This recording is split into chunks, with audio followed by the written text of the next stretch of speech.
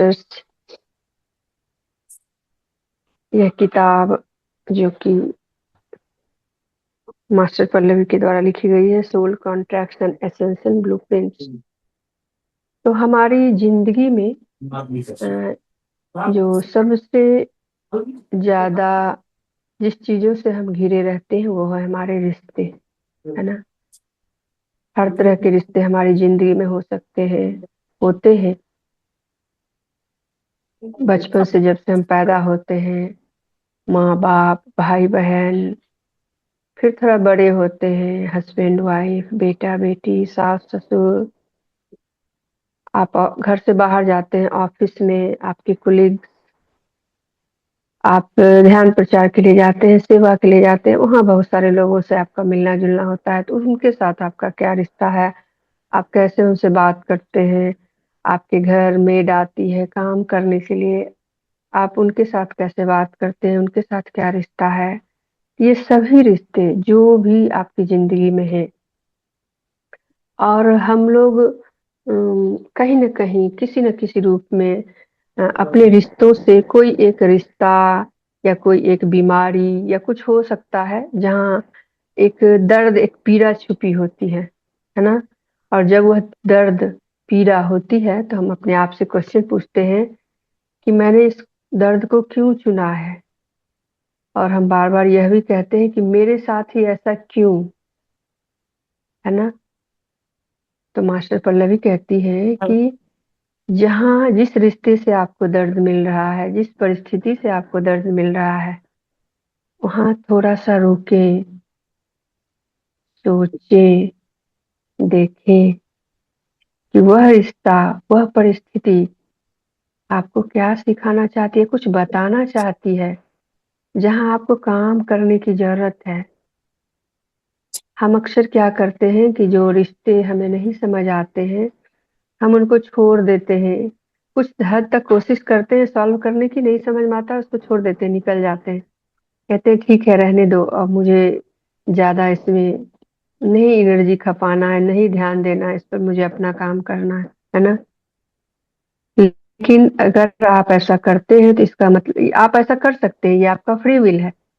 आप ऐसा करते हैं तो आप इसे एक टर्म कहती है मैम, स्पिरिचुअली बाईपास करते हैं। किसको? अपने लेसन को, अपने सबक को, जो आपको सीखना है आप नहीं सीख रहे हैं और आप उसको छोड़ रहे हैं। आप जिस किसी भी लेसन को छोड़ेंगे, वही परिस्थिति बार बार आपकी जिंदगी में आएंगे, बार बार आएंगे। और इस जन्म में अगर आपने उसको पूरा नहीं किया तो फिर वो हो सकता है कि अगले जन्म में भी आए आपके सामने, और आपको तो इस लेसन को सीखना ही होगा। तो फिर जब हम लोग आ चुके हैं ध्यान में, तो कोई भी परिस्थिति, कोई चुनौती, कोई व्यक्ति के रूप में, बीमारी के रूप में, या किसी भी रूप में आई है, तो वहाँ रुकने की और सोचने की और देखने की जरूरत है। हमारे लाइफ में जो पीड़ा होती है तो क्वेश्चन आता है कि पीड़ा क्यों, पीड़ा की जरूरत क्यों है, किसी भी रिश्तों में पीड़ा क्यों होती है, परिस्थितियों में। तो उसका आंसर यह है कि ये जो पीड़ा होती है ना, यह पीड़ा कोई दंड नहीं है, यह एक संधि है जो हमारी आत्मा ने ही किया है, हमारे हायर सेल्फ के साथ मिलकर, हमारे मोनेड के साथ मिलकर।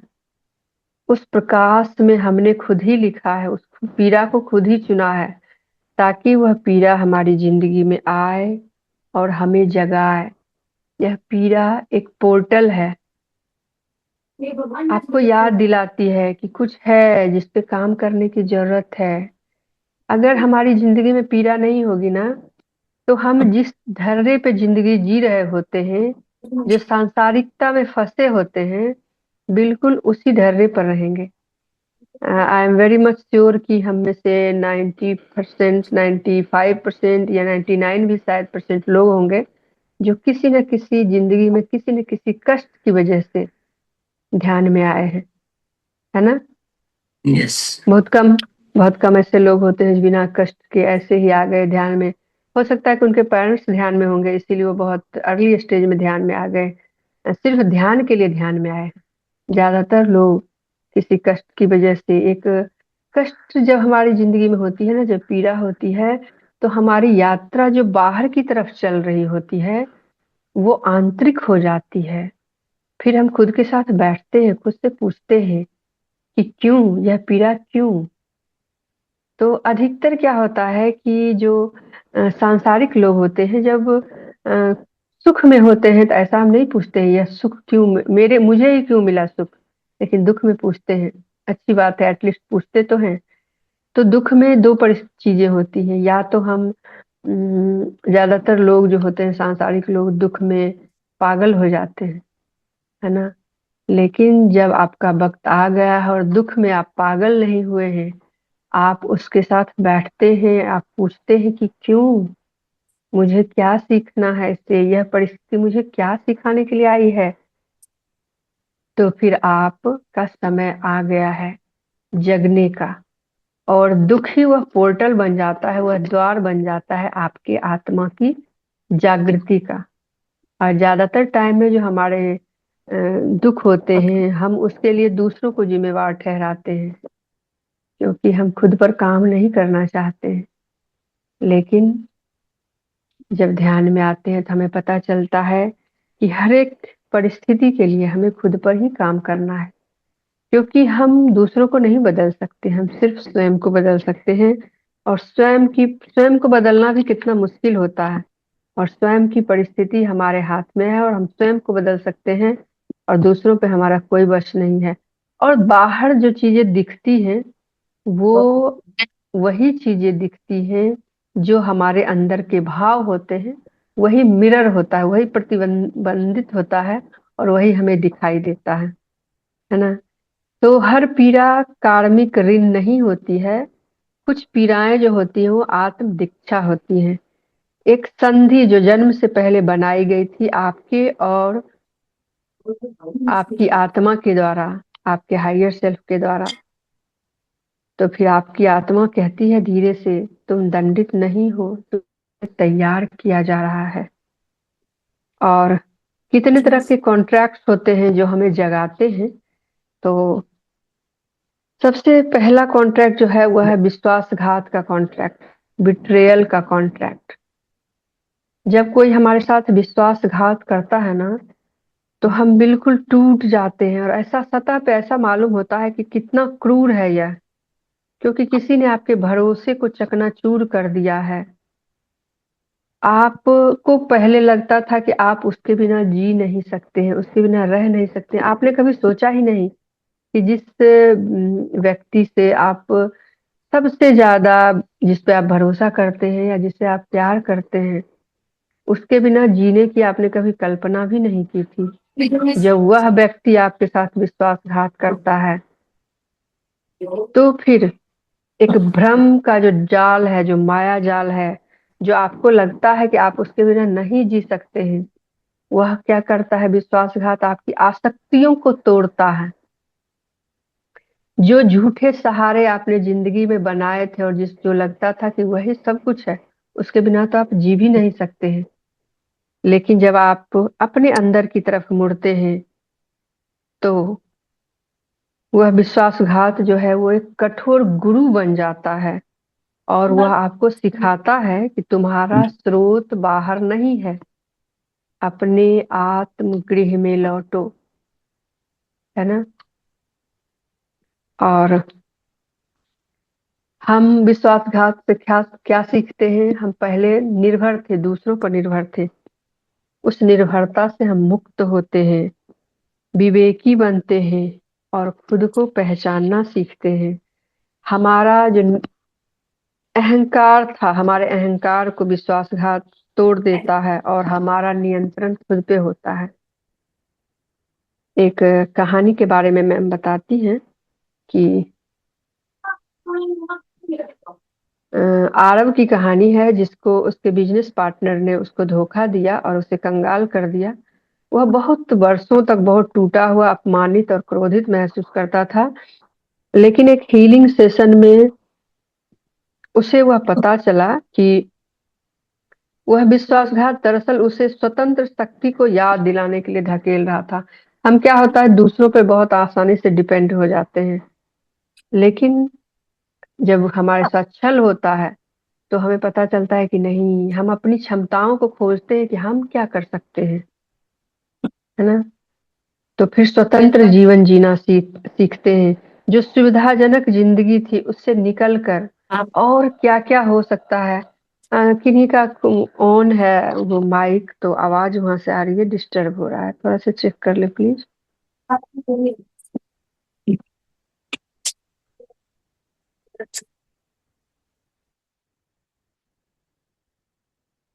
जी थैंक यू। तो विश्वासघात हमें मुक्त करता है, और दूसरा जो कॉन्ट्रैक्ट है वह परित्याग का कॉन्ट्रैक्ट है। परि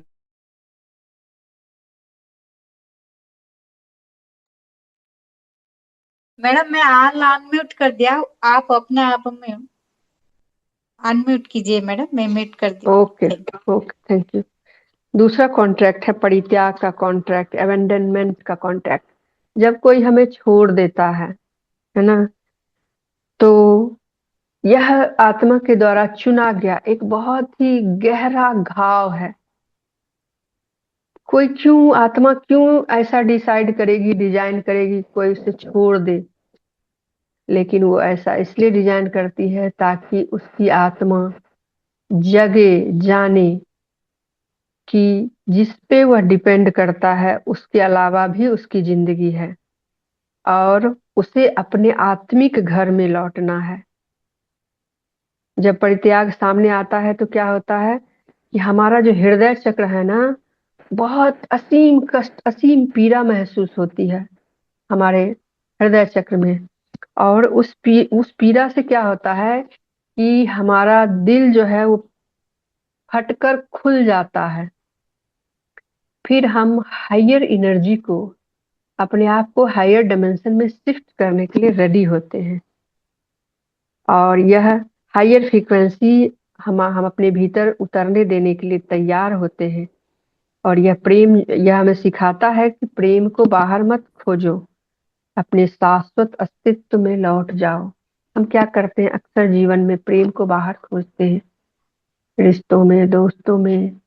और जब कोई हमें छोड़ता है तो लगता है कि उसके बिना, उसके प्रेम के बिना तो जिंदगी कुछ है ही नहीं। लेकिन जब हम अपने भीतर लौटते हैं, ध्यान करते हैं, तो जान पाते हैं कि हमें कोई और पूर्ण नहीं कर सकता है, हम स्वयं को ही पूर्ण कर सकते हैं। और पूर्णता स्वयं में ही है, और जो पूर्ण है वही दूसरे को पूर्ण कर सकता है। पहले क्वेश्चन पूछते हैं लोग कि मुझ में क्या कमी थी, क्या मैं प्रेम के योग्य नहीं हूँ।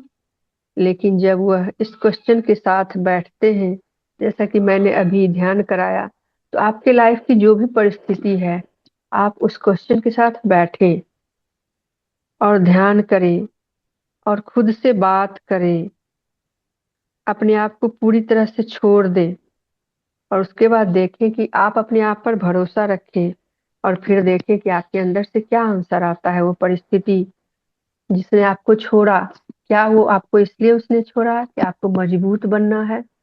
क्या जब हम दूसरों पर डिपेंडेंट रहते हैं तो हम मजबूत बन सकते हैं, अपनी आत्मा की खोज कर सकते हैं? नहीं। हर किसी को एक सुविधाजनक जीवन जीना अच्छा लगता है ना। लेकिन जब हमें कोई छोड़ कर जाता है तो फिर हम देखते हैं कि और हम क्या कर सकते हैं, अपनी संभावनाओं की तलाश करते हैं। तो यदि परित्याग आपका मार्ग है तो याद रखें कि यह आपको दंड देने के लिए नहीं आया है, बल्कि आपको यह पवित्र सत्य सिखाने आया है कि आप कभी अकेले नहीं हैं, और जिस प्रेम को आप ढूंढ रहे हैं वह हमेशा से आपके भीतर है। तीसरा कॉन्ट्रैक्ट है हानि का कॉन्ट्रैक्ट, और हानि भी आत्मा का एक प्रवेश द्वार है। हानि क्या बताता है, क्या सिखाता है? यह सिखाता है कि नथिंग इज परमानेंट। हम सांसारिक जीवन में ऐसे जी रहे होते हैं जैसे यही फिजिकल लाइफ परमानेंट है, रिश्ते परमानेंट हैं, घर परमानेंट है, ऐसे जीते हैं, है ना। लेकिन जब हानि होती है तो फिर इंट्रोस्पेक्ट करते हैं, सोचते हैं और देख पाते हैं और समझ पाते हैं कि कुछ भी परमानेंट नहीं है और सब कुछ एक दिन खत्म हो जाने वाला है। और जब इस सच्चाई को हम जान पाते हैं तो फिर हमारा सहारा, हमारा आसरा जो बाहर था, हमारा ध्यान जो बाहर था, लोगों पर था, घटनाओं पर था, परिस्थितियों पर था, हम दूसरों को कंट्रोल करना चाहते थे, हम दूसरे में अपना सब कुछ तलाशते थे, फिर हम स्वयं में तलाशने लगते हैं और उसकी खोज करते हैं जो सच में परमानेंट है। फिर हम अपनी आत्मा की यात्रा की तरफ वापस लौटते हैं और जान पाते हैं कि हमारा शरीर तो परमानेंट नहीं है, रिश्ते तो समय के साथ बदलेंगे, परिस्थितियां बदलेंगी, घर मकान बदलेंगे, लेकिन एक चीज है जो हमेशा हमेशा हमारे साथ रहेगी और जो हमेशा है, और वो हम स्वयं हैं, हमारी आत्मा। और हम अपनी आत्मा के लिए जो जरूरी होता है वो चीजें करना शुरू करते हैं और हम यह जान पाते हैं कि हम शाश्वत हैं, हम कभी मिट ही नहीं सकते हैं। तो हमारा लॉस किस बात का है? चीजें तो आनी जानी है, आज है कल चली जाएंगी, फिर से आ सकती है, लेकिन जो हमारे साथ हम हमेशा रहेगा वह है हमारा खुद का साथ। और जब हानि होती है ना तो क्या होता है कि हानि होती है, हो सकता है पैसे की हानि हो, रिश्तों की हानि हो, तो उससे क्या होता है, आपके जीवन से स्थायित्व खत्म हो जाता है। इससे आपके जीवन में वैराग्य पैदा होता है, डिटैचमेंट, आप धैर्य सीखते हैं। इससे क्या होता है कि जब हानि होती है ना तो आपका मूलाधार मूलाधार हिल जाता है। तो हानि एक ही वक्त में आपके मूलाधार और सहस्त्रार दोनों को ओपन कर देता है। मूलाधार हिलने लगता है और वो रास्ता देता है हायर फ्रिक्वेंसी को हमारे अंदर उतरने के लिए, और आपका सहस्त्रार ओपन हो जाता है और आप अपने आप से क्वेश्चन पूछते हैं कि वह अब कहाँ है? क्या वह सचमुच चला गया? फिर आपका जो सहारा था क्या सचमुच चला गया, जिसपे आप अभी तक टिके हुए थे सांसारिक चीजों पर? तो क्वेश्चन आता, आंसर आता है कि नहीं, जो जो हमारा है, जो शाश्वत है, वह कभी जा ही नहीं सकता है हमें छोड़कर, उसे कभी भी नहीं छीना जा सकता है। और जो यह बुरा वक्त है यह भी बीत जाएगा। जीवन आपसे कभी कुछ नहीं छीन सकता है, यह आपको दिखा रहा है, यह आपको बता रहा है कि आप शाश्वत हैं और यह कभी नहीं टूट सकता है। चौथा कॉन्ट्रैक्ट है बीमारी का कॉन्ट्रैक्ट। हम में से कुछ लोग कुछ बीमारियां लेकर आते हैं, कुछ अस्थाई बीमारी होती है, कुछ अस्थाई होती है। कुछ बीमारी है जो आपने जन्मजात लिया हुआ है। तो बीमारी जो होती है ना वह आपको कहती है कि भागो मत, रुको, देखो, तुम्हारे शरीर में जो कष्ट है, जो परेशानी है, वह क्यों है, उसके साथ बैठो। वह आपको याद दिलाता है कि आप शरीर नहीं है, आप तो वह शाश्वत है जिसने इस शरीर को पहना है। जब आपके शरीर में कोई बीमारी होती है तो वो आपको सीमित करती है, आप वो सारे काम नहीं कर सकते हैं, सारी चीजें दूसरे लोगों जैसे दूसरे लोग करते हैं। लेकिन इससे क्या होता है, पहले हमारे अंदर घुटन पैदा होती है, लेकिन जब आप ध्यान में आते हैं तो फिर आप जान पाते हैं कि आप शरीर नहीं है, आप तो वह आत्मा है जिसने इस शरीर को पहना है। और वह बीमारी क्यों है, जब आप उसके साथ बैठते हैं, उस पर काम करते हैं, तो वह बीमारी भी धीरे धीरे चली जाती है। यह बहुत सारी कई बीमारियां होती हैं जो कार्मिक शुद्धि के लिए आती हैं। हो सकता है वो आपके कुछ पिछले जन्म के अवशेष को लेकर आई हो, जैसे कि आपने कभी शक्ति का दुरुपयोग किया हो, हिंसा किया हो, या फिर शरीर की उपेक्षा की हो, तो भी आप इसको चुनते हैं। उदाहरण के लिए कोई बच्चा यदि विकलांगता के साथ जन्म लेता है तो अक्सर पूरा परिवार उसे निस्वार्थ प्रेम, धैर्य और सेवा सीखता है ना।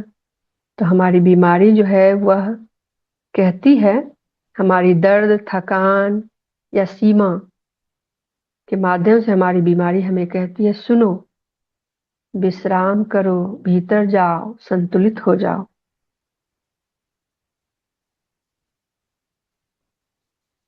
और पांचवा कॉन्ट्रैक्ट है साइलेंस कॉन्ट्रैक्ट। कुछ चीजें, कुछ परिस्थितियां जो होती हैं वो बहुत सूक्ष्म होती हैं, और ऐसा लगता है कि जैसे कोई ये हमें दबा कथन रहा अपने है। से कहता है, तखन अपने को चीज बॉबी म्यूट कर लो, देखबै आवाज आ रही मिलेबै, है। ओकर बाद अपने जब भए जेतै संतुष्ट, बॉबी म्यूट तब करो, ओकरा आवाज आ रही है। आरटीजीएस करैके छै, पहिने नहीं। हम्म। आप पहले देख लीजिएगा, आप संतुष्ट हो लीजिएगा, तभी आपको आरटीजीएस करना। और वो अंगड़िया में जो देता है तो अंगड़िया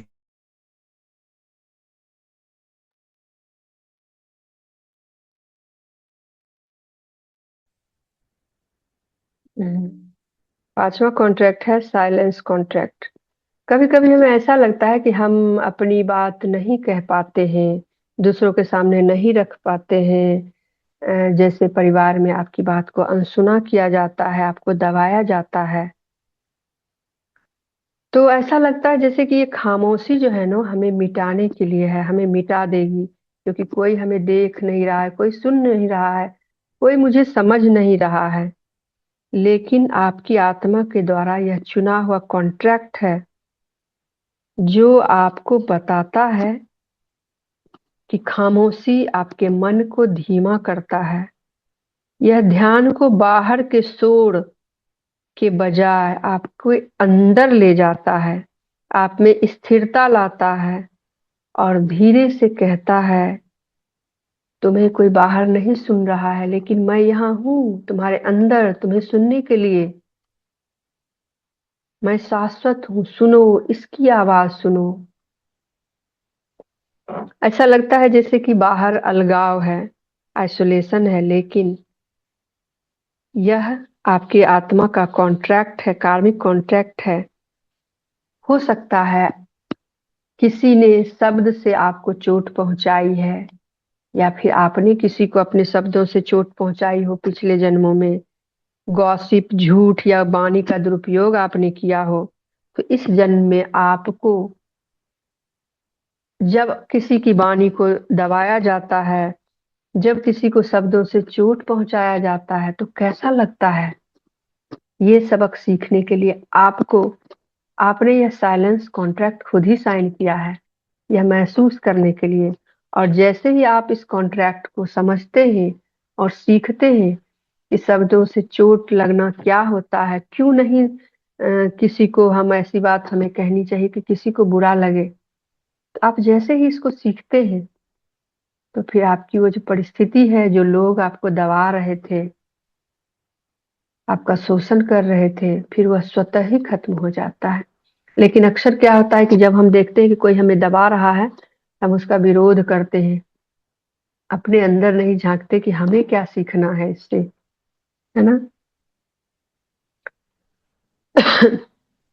उसके बाद छठा कॉन्ट्रैक्ट है गरीबी का कॉन्ट्रैक्ट। गरीबी का कॉन्ट्रैक्ट जो है, यह आत्मा का सबसे अनदेखा और गलत समझा जाने वाला कॉन्ट्रैक्ट है, जो कमी के रूप में प्रकट होता है। आर्थिक संघर्ष, संसाधनों की कमी, या बार बार काफी नहीं है का अनुभव। ऐसा लगता है जैसे ये बहुत क्रूर है, लेकिन यह आत्मा का कॉन्ट्रैक्ट है। यह गरीबी आपको एक शिक्षक बनाती है, और आपको सिखाती है कि समृद्धि बाहरी नहीं भीतरी होती है। और आपकी डिपेंडेंस मेटेरियलिस्टिक चीजों से हटकर आपके आत्मा की जो एबंडेंस है उसकी तरफ आपको मोड़ती है, और आपको कहती है कि तुम भरोसा कहाँ रखते हो, दुनिया में या अपने भीतर।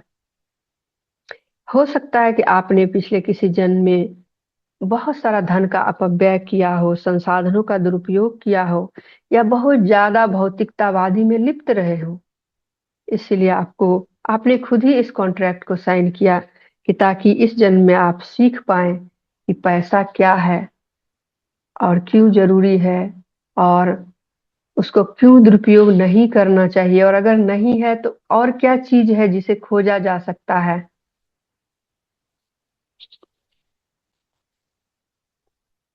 और फिर आप यह भी सीख पाते हैं, नए नए तरीके सीख पाते हैं कि कैसे पैसे बनाए जा सकते हैं, कमाए जा सकते हैं, है ना। ऐसे हम अपनी संभावनाओं की तलाश ही नहीं करेंगे, अपने कंफर्ट जोन में रहेंगे, लेकिन जब पैसे की दिक्कत आती है तो हम अपने भीतर जाते हैं, खोजते हैं कि और क्या क्या तरीका है जिस पे काम करके मैं पैसा कमा सकता हूँ, पैसा बना सकता हूँ। और सबसे पहले आप यह जान पाते हैं कि पैसा के लिए सबसे पहले आपको अपने अंदर एबंडेंस फील करना होता है। यह पॉवर्टी का कॉन्ट्रैक्ट जो है अक्सर समृद्धि के शिक्षक, आध्यात्मिक सशक्तिकरण के मार्गदर्शक और जीवित उदाहरण बन जाते हैं। मतलब ऐसे लोग जो गरीबी में रहते हैं, जब वो अपने कॉन्ट्रैक्ट को समझते हैं तो वो वही टीचर बनते हैं जो दूसरों को बताते हैं कि पैसे को कैसे अट्रैक्ट किया जाता है। और ये गरीबी जो है यह कोई लिमिटेशन नहीं है, यह एक द्वार है, एक पोर्टल है जो आपको बताता है, आपकी आत्मा को सिखाने के लिए कि सच्चा धन शाश्वत है, असीम है, जो आपके हृदय में निवास करता है। सातवां कॉन्ट्रैक्ट है पावर कॉन्ट्रैक्ट। और टाइम है क्या, कितना टाइम है मेरे पास?